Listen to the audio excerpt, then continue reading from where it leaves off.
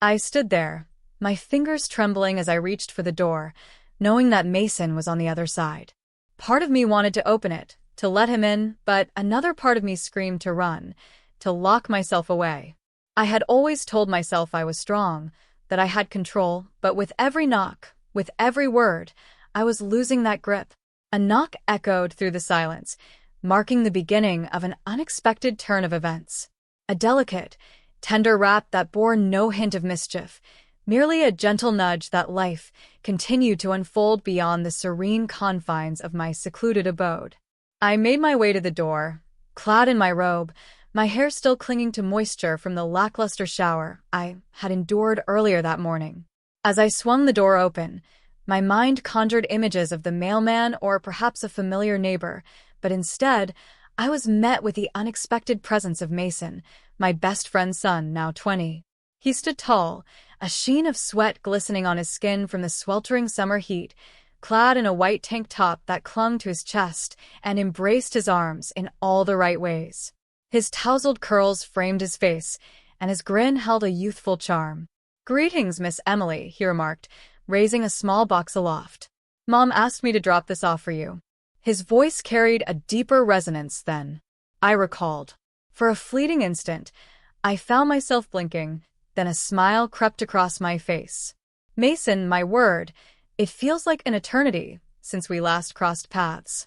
He passed me the package, and a delicate aroma of soap and cologne intertwined with the warmth of the sun wafted through the air.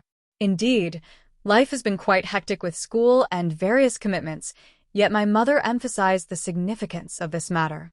"Step inside," I urged, moving aside to make room. "Allow me to at least offer you some lemonade," he said, hesitating slightly. "Only if you are certain. Persist." He entered the room, and the ease of his movements, imbued with an air of confidence, left my throat parched. Perhaps it was the manner in which his tank unveiled just enough to conjure images of all that lay beyond. Perhaps I had simply been adrift in solitude for far too long. I filled 2 glasses and offered him one. Our fingers grazed for a fleeting moment. Then, he gazed at me with his profound brown eyes and offered a smile. "By the way, you look fantastic." I chuckled a tad too hastily. This aged rabbit holds a differing opinion. "No, seriously," he said, taking a sip. "You still possess that spark." The words lingered in the air between us, ethereal and elusive, much like smoke. Perilous, sugary haze. The living room became our sanctuary as we settled in, enveloped by its familiar warmth. I folded my legs, a sudden consciousness of my robes washing over me. Unfettered freedom. Mason's gaze darted briefly to my exposed thigh. Just before he averted his gaze with courtesy, I took a moment to clear my throat. "How is school treating you these days?" "Boring," he remarked, a grin spreading across his face. "I would prefer to engage in a hands-on activity." I took a deep breath. The atmosphere shifted. Perhaps it was merely a figment of my imagination. Perhaps it was merely my own wild imaginings, yet I sensed it deeply.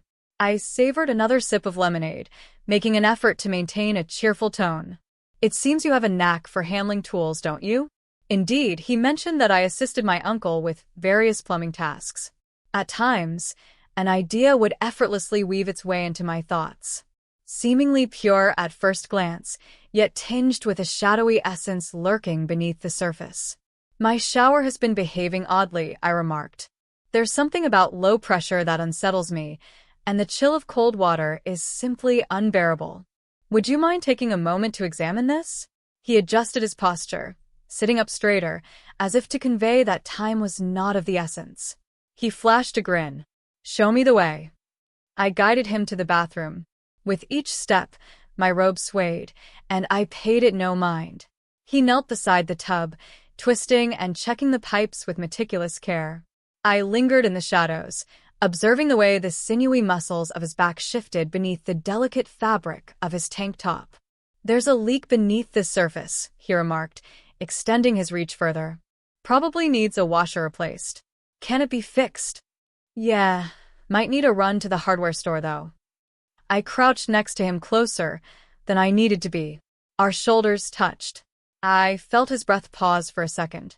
He looked at me, and this time he didn't look away. Our faces were too close, too quiet. I felt his eyes travel over my lips, then down the loose fold of my robe. I should have pulled away. I should have said something, but I didn't. Neither did he. The silence spoke for us.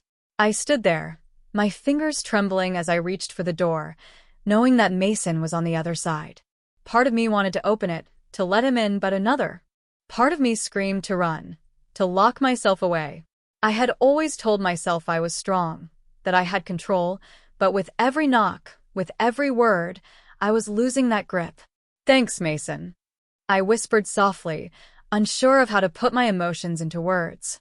His voice was gentle, filled with understanding, for reminding me what it's like to feel alive again. He pulled back slightly, his expression filled with hesitation. "I've been thinking about this for a while," he admitted. We shared a moment of silence, both unsure of how to proceed, the tension palpable before the air between us finally relaxed.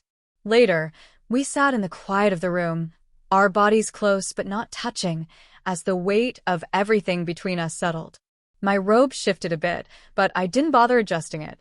He glanced at me and smiled. "You're easy on the eyes."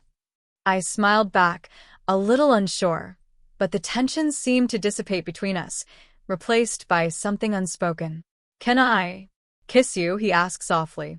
I hesitated, feeling the weight of everything that had just happened, but I didn't stop him. His lips met mine with a gentle touch, almost as if he was testing the waters.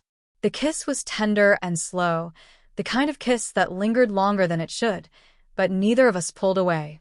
My hands rested on his chest, feeling the steady beat of his heart.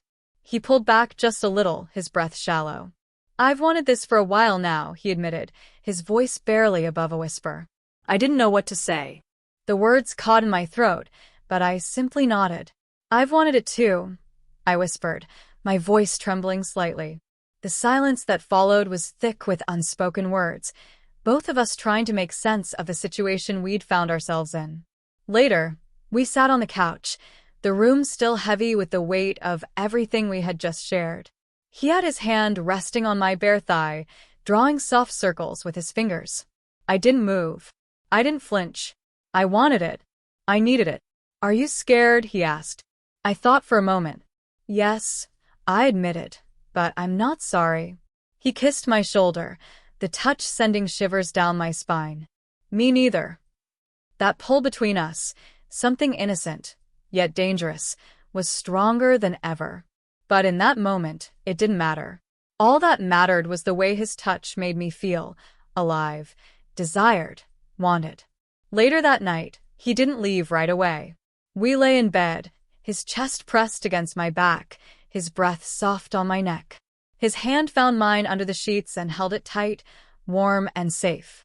The quiet of the night seemed to settle around us, and for a moment, I allowed myself to feel at peace, even though I knew everything had changed.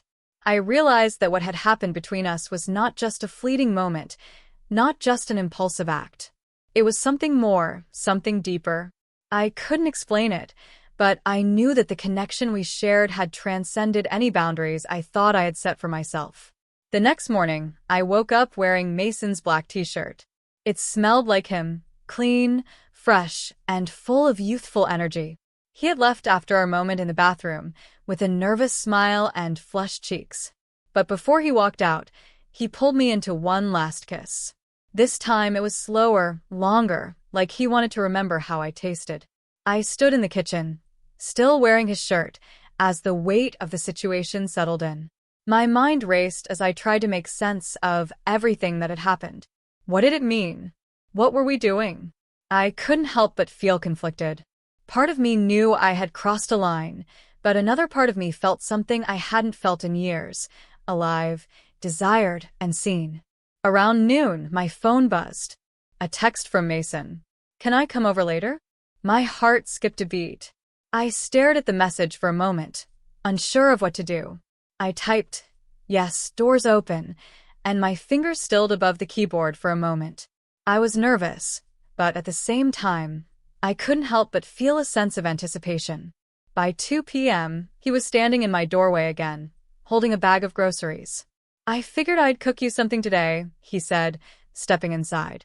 "You're cooking now?" I asked, arching an eyebrow in surprise. "Not well," he said with a grin. "But I try." I chuckled and guided him toward the kitchen. He placed the bag on the counter and began unpacking it, retrieving pasta, tomatoes, and a block of cheese. For a moment, he looked completely innocent, as though nothing had changed between us. It was as if this was just another normal day, and we were simply following a routine. As he began boiling water for the pasta, I chopped the tomatoes, and we worked together, side by side. Our shoulders brushed against each other occasionally, and each time, I could feel a spark, a tension building between us. His fingers brushed mine as we reached for the same spoon, and I couldn't help but notice how easy it was to be close to him. "Emily," he said softly, breaking the silence. Did "I overstepped my bounds yesterday." I hesitated, my heart racing. I looked at him, seeing not just a young man infatuated with a fleeting passion, but someone who is searching for something deeper. "No," I said gently. "You haven't crossed anything. We both chose this." He looked at me, uncertainty in his eyes, as if he was waiting for me to say something else. But I didn't. We both knew that the silence between us spoke volumes. "I understand that it's complicated," he said, his voice barely above a whisper. "You're older and I'm me. Beautiful, smart, out of my league." I smiled softly. "You're sweet." He stepped closer, his fingers brushing my cheek. "Can I kiss you again?" I nodded, and just like that, our lips met again, this time softer, slower, less rushed than before. His arms wrapped around my waist, and I felt myself melting against him, my hands slipping under his shirt as I traced the lines of his stomach.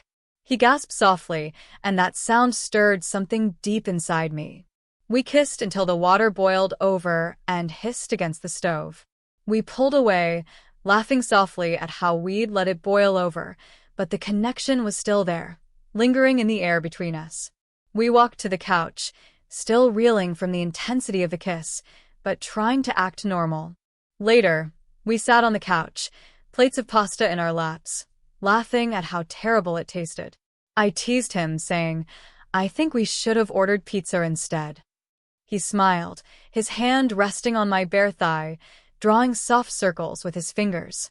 I didn't move. I didn't flinch. I wanted it. I needed it. "Are you scared?" he asked. I thought for a moment. "Yes," I admitted, "but I'm not sorry." He kissed my shoulder, the touch sending shivers down my spine. "Me neither." That pull between us, something innocent, yet dangerous, was stronger than ever. But in that moment, it didn't matter. All that mattered was the way his touch made me feel, alive, desired, wanted. If you've enjoyed this story, make sure to hit the like button and subscribe to support the channel. Don't forget to click the bell icon to be notified of our upcoming stories. We've got many more twists and turns ahead. Stay tuned for what happens next.